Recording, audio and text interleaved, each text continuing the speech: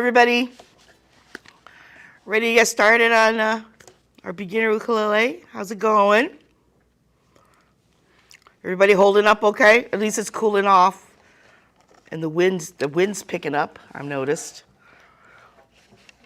But miraculously, I have no allergies today. It's a miracle. Wow. Yeah, so. Anyway, so, and I'm sorry for issuing out the handouts kind of late. I got caught up in some other things. So if you have not already had a chance to print out what was very recently sent out, probably within the hour or so that the handouts were posted, we're going to go through the C major scale, which is, for the most part, what we've been covering when we look at the notes that are on the different strings, right? We don't normally address the G string, the fourth string, when we talk about the C major scale. So we've been addressing over the last few weeks the notes on the C, E, and A strings, because they present to us the notes of the C major scale. All right, so on our C string, let's make sure everybody's tuned up. This is my G, my C, my E, and here's my A.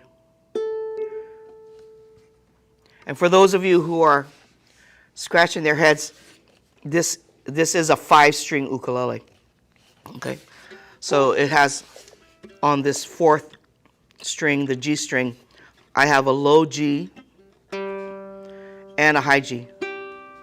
So the two of them are played together. So I get a little bit of almost like a mandolinish sound, or like a 12-string guitar.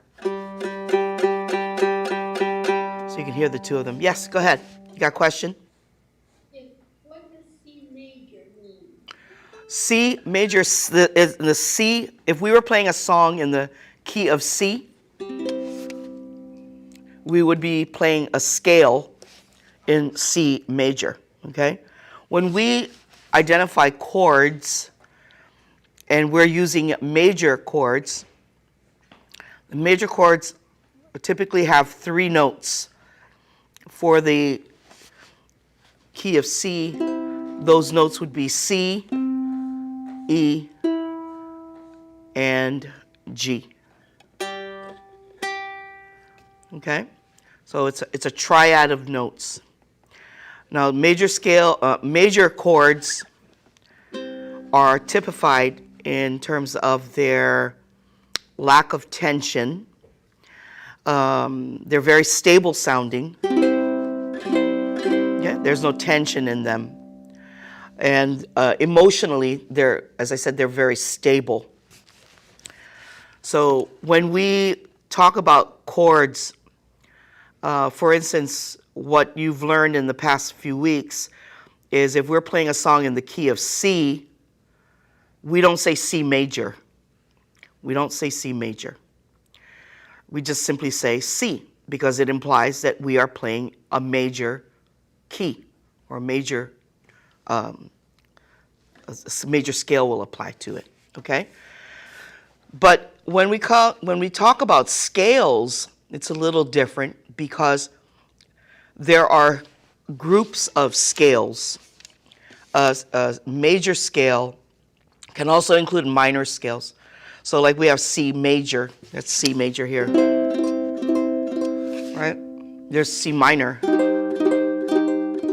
You hear the darkness of the minor sound. There's my minor, A minor, D minor. Yeah, you hear how it's dark, right? Has a little, there's a color and an emotion attached to this sound that the notes make when they're played together. There's also seventh seventh scales, seventh chord scales, but right now we're addressing C major scale. When you were working on your individual notes on the individual strings, the C, E, and A string, we were addressing, or preliminarily anyway, the notes of a C major scale. We played Frere Jacques in the key of C, right? So that is what then for us delineates and initiates the scale that is going to apply to the song that we are playing. So the very basic foundation of music is the scale, right? Not chords, it's the scale. What key are we going to be singing in tells us what the scale is going to be applied to, okay? So we started out with the C string, that's your string 3, and we played C, D. Then the next string 2, we played E, F, G. And then our first string is A, B, C. All right, so as you see in your handout here, now that it's delineated, it's highlighted in orange, we have the C major scale, starting with the C. And notice that, of course, they're alphabetically ordered. Alphabetically ordered. C, D, E, F, G, A, B, C. Our starting point is the C. And an octave later, we return to the C. Okay? So alphabetically, the lowest value is C. Right? In this, when we talk about scales, there's 7 notes, 7 diatonic notes, D-I-A-T-O-N-I-C. Okay, so this is where we see the natural notes of a scale, natural, versus sharps and flats. Right? So we've talked about what's the distance, right? 1 fret is half a step or half a tone away from the next note. So we have a whole step from a C to a D, right? We have bypassed this first fret, right? So 1 whole note or 1 whole step equals 2 frets. So we go from a C to a D,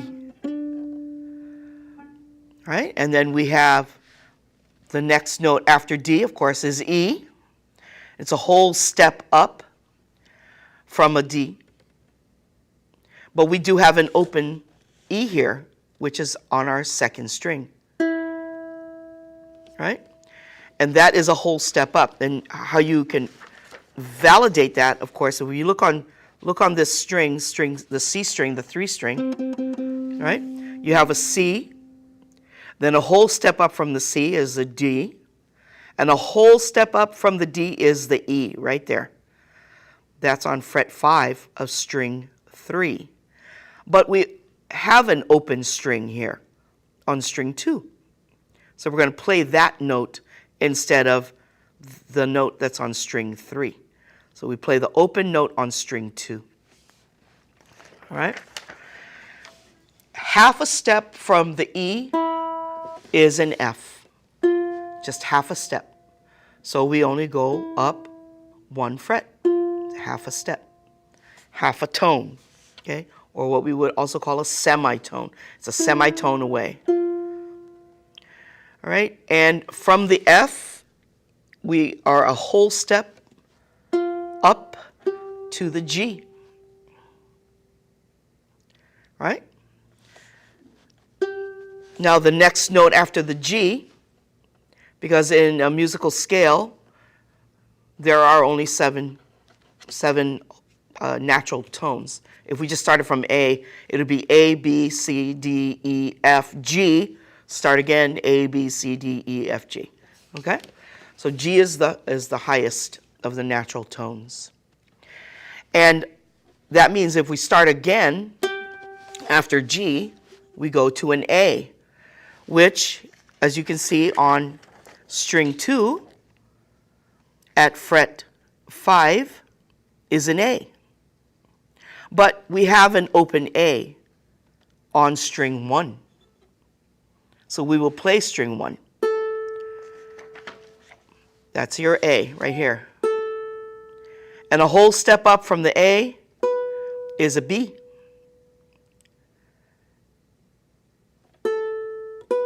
All right, and half a step up from the B is a C. So we've just returned to where we started, right? We started on C. So the number of notes that we have played in order to get from the starting point of this low C, we have played 8 notes to get here to the high C that's on string 1. 1, 2, 3, 4, 5, 6, 7, 8. So 1 and 8 are interchangeable. Just depends on the context of what we're talking about. Okay? So this is an octave. That C is an octave away from that low C that's on string 3. So the octave of C, the low C, is here on string 1, fret 3. All right? What I want you to do, because we're going to have a rather extended break between our next beginner ukulele session. It's going to be a month. Take this and begin practicing, because you want to be able to build dexterity in your fingers, left side. Okay? We're concentrate, and you want to be able to play the scale up and down. So here on the bottom of your handout, to corroborate what it is you see here in the fretboard diagram, these are the notes that you would play in the tab, right? We've covered tab, how you would apply this in terms of your practice. You see here, these are the notes of the scale. C, D, E, F, G, A, B, C, D, E, F, G, right? Okay. And then here's your quarter beats, right? Counted them out here. 1, 2, 3, 4, 1, 2, 3, 4, 1, 2, 3, 4, 1, 2, 3, 4. The measures are all delineated here, right? You have the vertical line that tells you where each measure begins and ends, and the next one starts, right? And then the tab itself shows you what notes you're going to be playing on what string, right? So here's your C string, right? So how do we call these out? G, C, E, A, right? Remember we referenced that in the prior handouts. G, C, E, A. Right? String 4, 3, 2, 1, or 1, 2, 3, 4. Okay, depending on how you're looking at it. All right, so the tab shows you what the notes are that you're playing. You have on string 3, C, followed by the D, where you're going to place your middle finger, on fret 2 of string 3. So C, D, followed by an open E, right? You see that 0 there? That 0 also tells you it's open, an open string. All right, followed by the F, which is on fret 1 of string 2. Next measure is your G, that's fret 3 of string 2, followed by an A, which is the open note of string 1. Now we come to the B, which is string 1, fret 2, and we finish on fret 3, string 1. That's your C. Okay? So as you practice, and it's always a good idea for you to say it out loud until it's embedded. Once it's embedded, then you don't have to think about it anymore. You don't have to call it out, because hopefully you're going to be applying different things in the use of the scale. All right? So start out slow. C, D, E, F, G, A, B, C. C, D, E, F, G, A, B, C. Right? And your objective, of course, is to get faster, right? You always want to become faster so that you don't have to think about it too much. You know where the notes are. You'll be able to relate where your fingers go to the sound that is going to be elicited when the string is plucked. So you always want to go for speed. You always want to go for accuracy. You always want to go for a good tone. This is not good tone. Don't do that, right? Starting out, you don't have finger strength. Well, you got to work on that finger strength, okay? You want clean tone.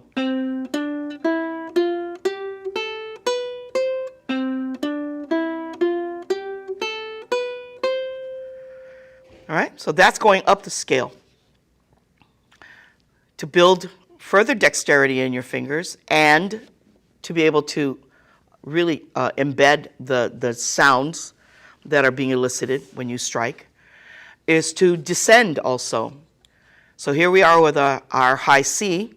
C, B, A, G, F, E, D, C.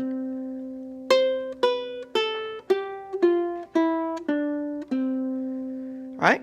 C, B, A, G, F, E, D, C. C, D, E, F, G, A, B, C. C, B, A, G, F, E, D, C. And again, you want to always get faster.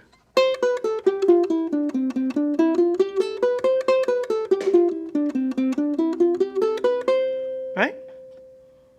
You can do this. I know you can.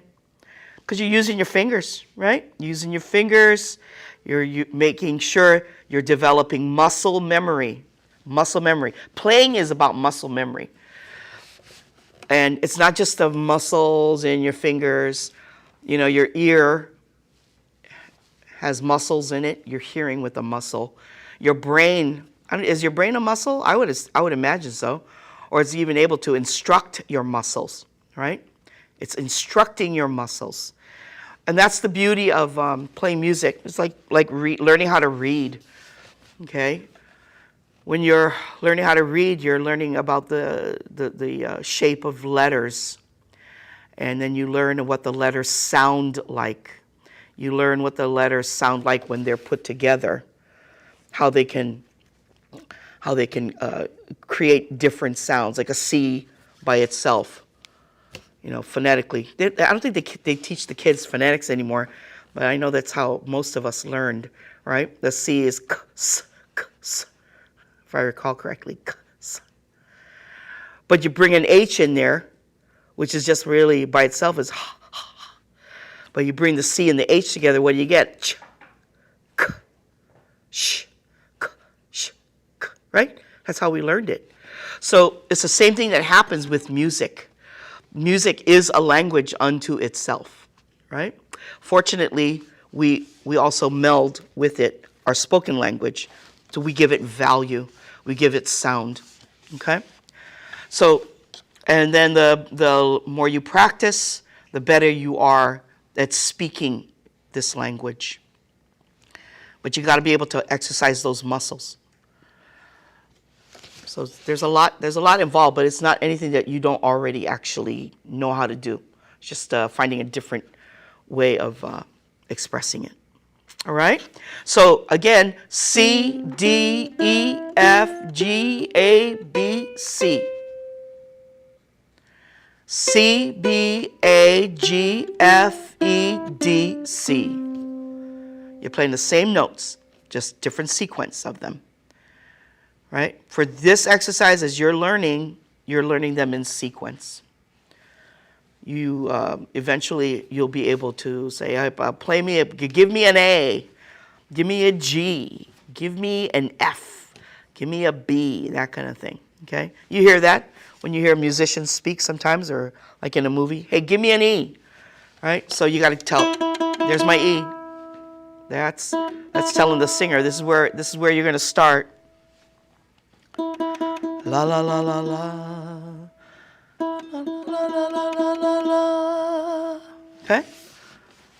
All right, so that's the beginning of melody. That's what these scale notes are, the beginning of melody, as Frere Jacques illustrated to you. Okay, so practice this on your own. Melody.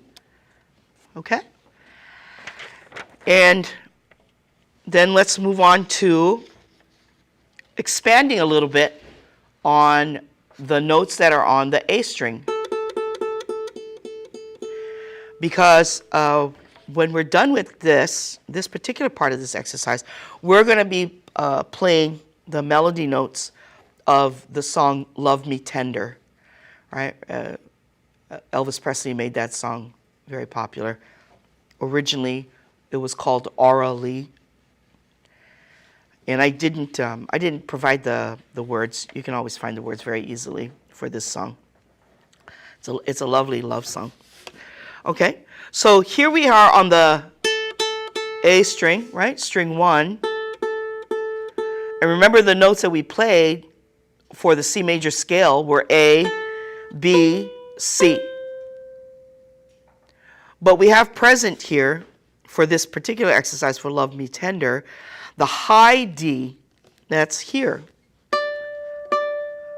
That's on fret 5 of string 1.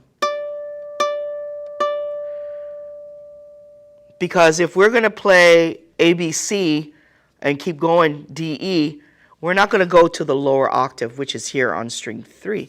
This is what it would sound like if we did. Not very pretty.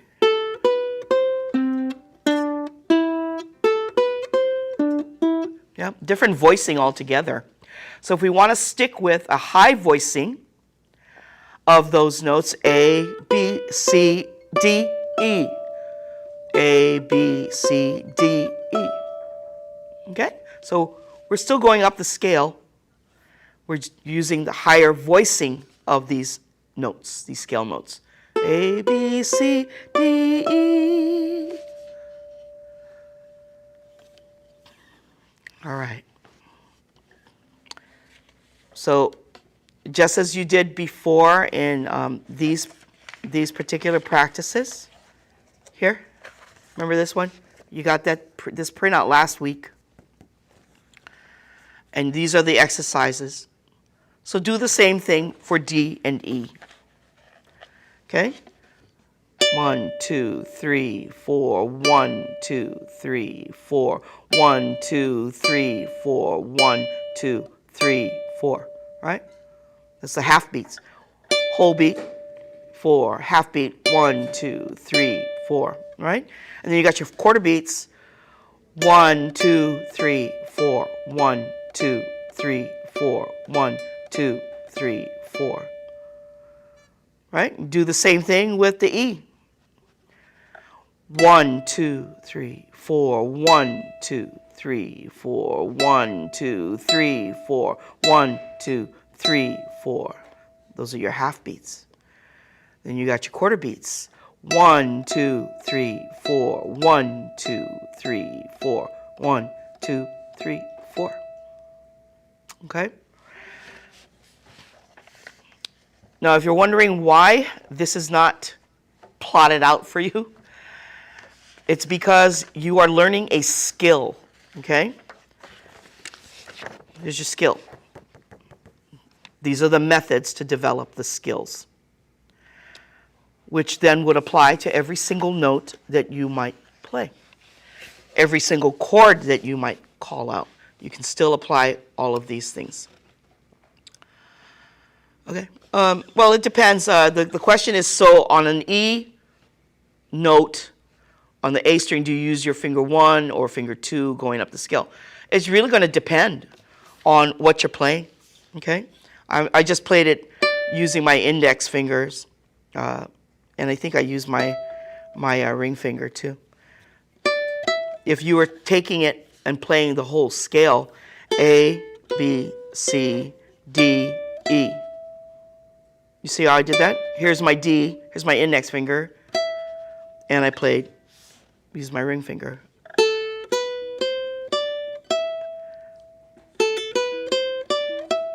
All right? So it just depends. You build your dexterity. You know, that skill building is about getting these fingers to move in a logical fashion. I have actually seen people, I'm just amazed. You know, they'll do that and then, you know, keep moving and crossing their fingers. Don't do that. You know, find an efficient way of playing. You know, there's economy of movement.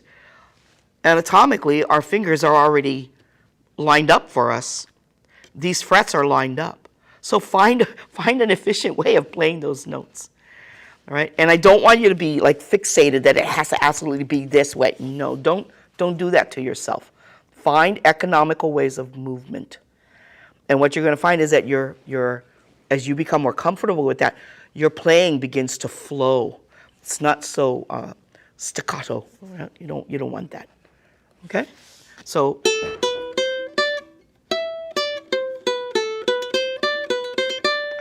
I'm even using my pinky here.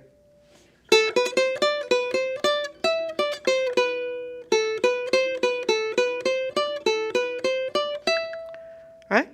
So flow with it. Feel free to flow with it. You'll find it much more enjoyable that way, instead of trying to be too rigorous with your finger placement. Remember what I said in the very, very first class. First finger, first fret, second finger, second fret, third finger, third fret, fourth finger, fourth fret. Okay? That's a rule. But remember, rules are meant to be broken. They're also meant to be bent. So don't be too rigorous. Okay? Flow with it. Flow with it. Go with it. All right.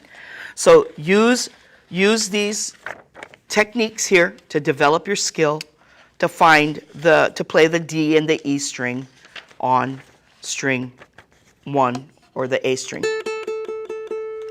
Always keep in mind, you know, notice the orderliness of these notes. They're very ordered. That's the beauty of music. It's extremely ordered. They follow a specific pro forma. A G followed by an A followed by a B. That's alphabetical.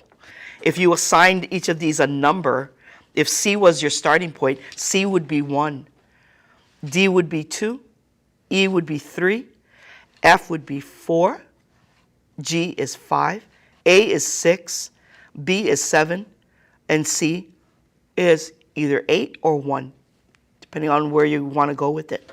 Okay? So alphanumeric, that's strict, that's fixed. Okay? So for these natural notes. So get to know them, because when you begin playing a little bit more, someone's going to ask you, did you play the third? Was that the third that you played? Okay? So you should be able to figure out, okay, well, we're in the key of C, so if C is 1, D is 2. He's asking me, am I playing the E? That's 3. 1, 2, 3. Yeah? Okay. Or were you playing an F there? Okay, so 1, 2, 3, F, right? C, D, E, F. 1, 2, 3, 4. Yeah, I played the 4. That's the 4 there, okay? So that's how you can use that kind of language. What you're going to find as you play more, you're going to become much more proficient with that language. I explained before, it's what allows me as a musician. I don't have a music degree. I know how to play, okay? I know how to play my ukulele. I know how to play guitar. That knowledge also helps me get onto a piano. If I knew how to mouth flute notes, I'd be able to find the notes because my ear has already acclimated to the structure, the scale structure. Scale applies to every instrument, no matter what. And when I'm saying scale, I mean Western scale.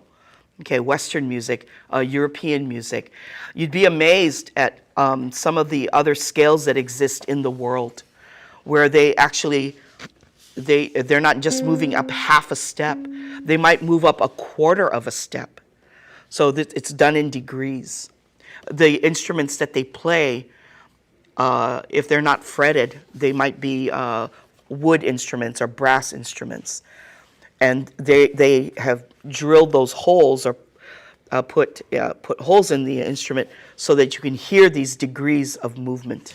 Okay, so that's why I don't want you to think that this is all fixed, because it's not. Music scale in Western definitions is what we can cover here. All right. All right. So so keep practicing this. Okay, over the month.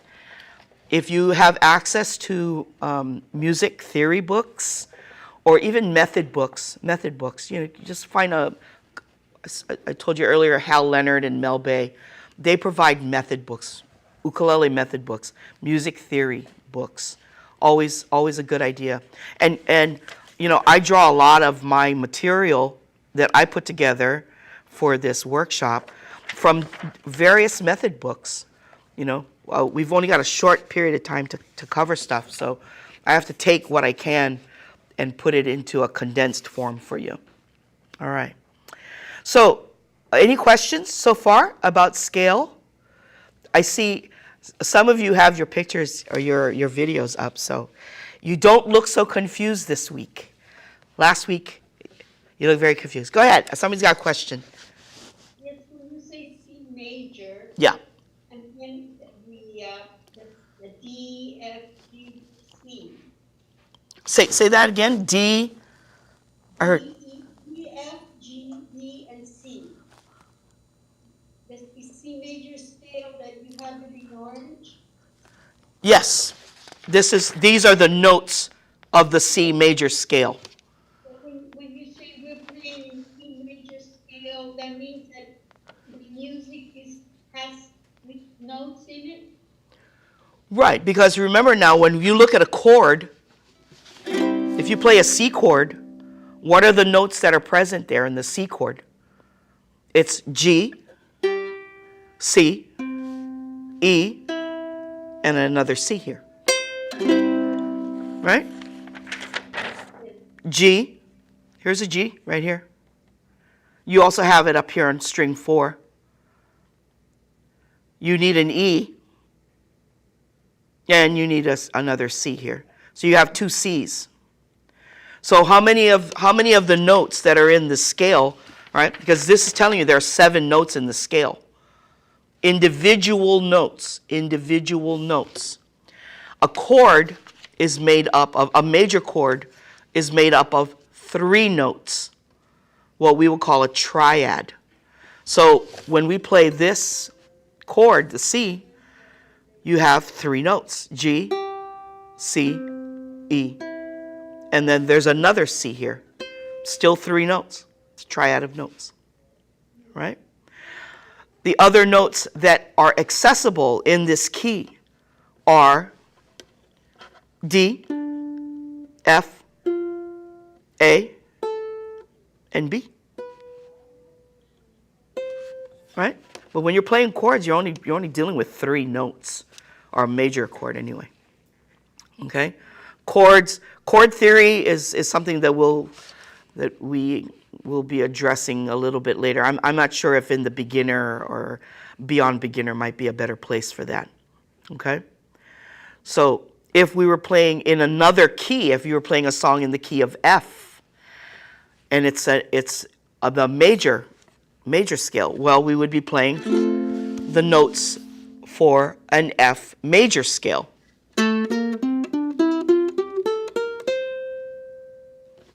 Still the same distance, right? Whole note, half note. Okay?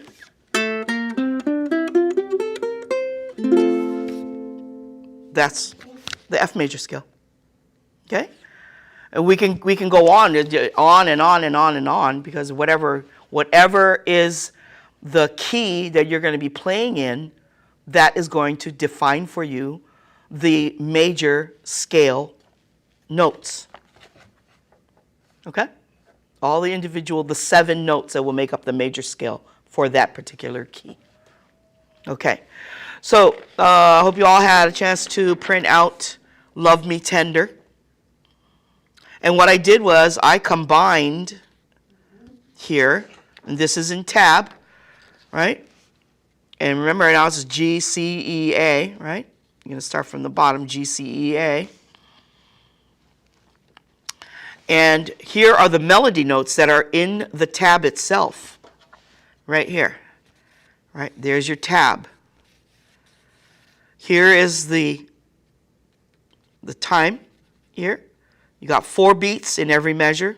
That's what's counted out here for you. 1, 2, 3, 4. All the way across there. And then above that are the chords that go with the song itself. Right? So it's kind of a combination of what you had last week with Frere Jacques. Right? You started out, the 2 weeks before, you started out with just knowing the melody notes. And then we finished out last week the last part with the chords that accompany the melody, right? So a song is built on melody, individual notes. And then you accompany the melody with chords. So let's look at Love Me Tender. And I want you to pay attention to what the notes are. And you can look at this here. You can look at this here to tell you what the notes are. So here we start on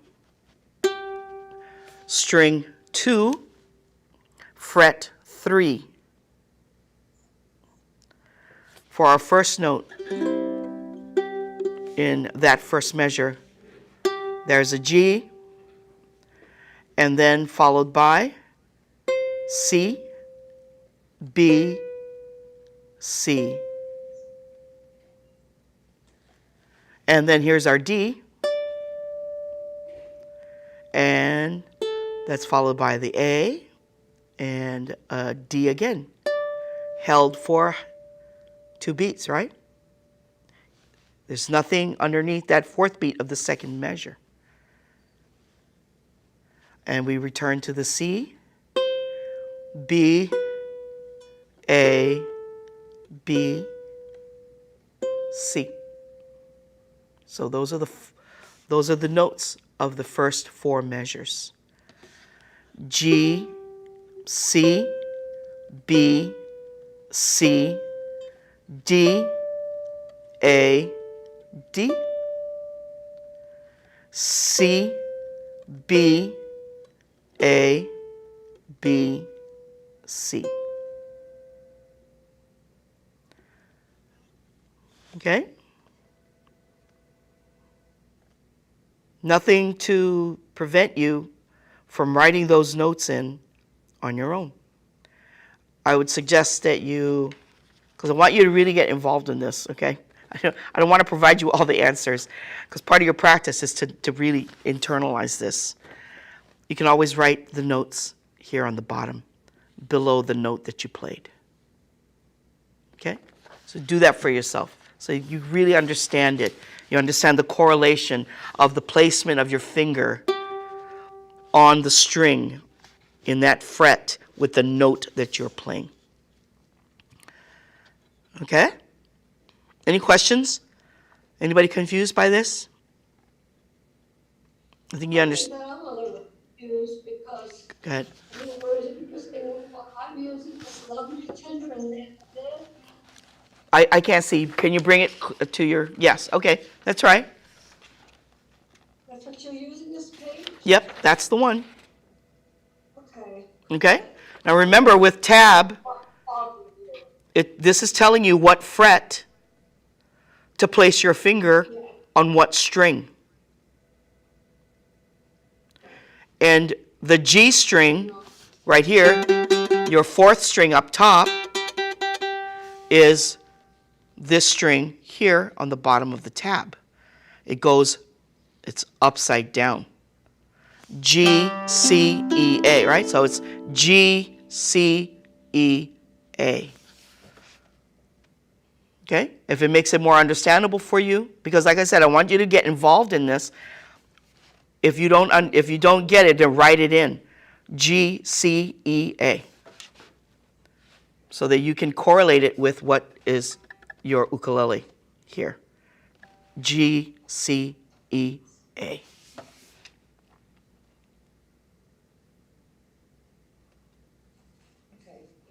Okay? All right, so the very first note for Love Me Tender is on string 2, right? That's your E string. The third fret.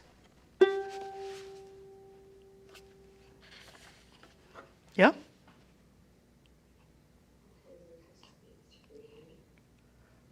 Right? String 2, fret 3.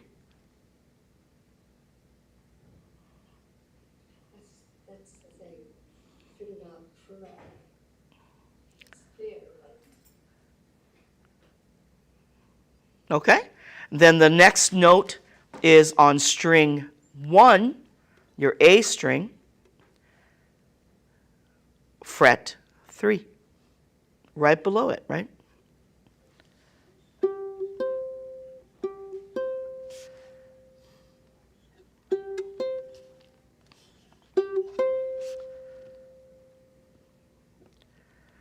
Now what I would recommend, because you've got these two notes that are adjacent to each other, place your ring finger on these two strings, strings 1 and 2, fret 3. Right? There you go. Okay, I hear somebody playing that. Yeah, okay. And then what's the next note? The third note is the B. That's on fret 2 of string 1, your A string.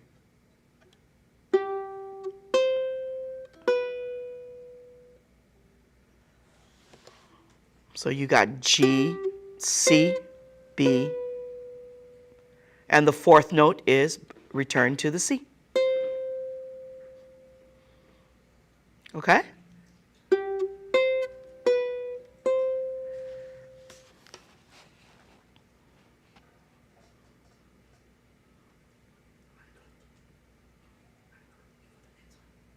Yeah. All right, any questions?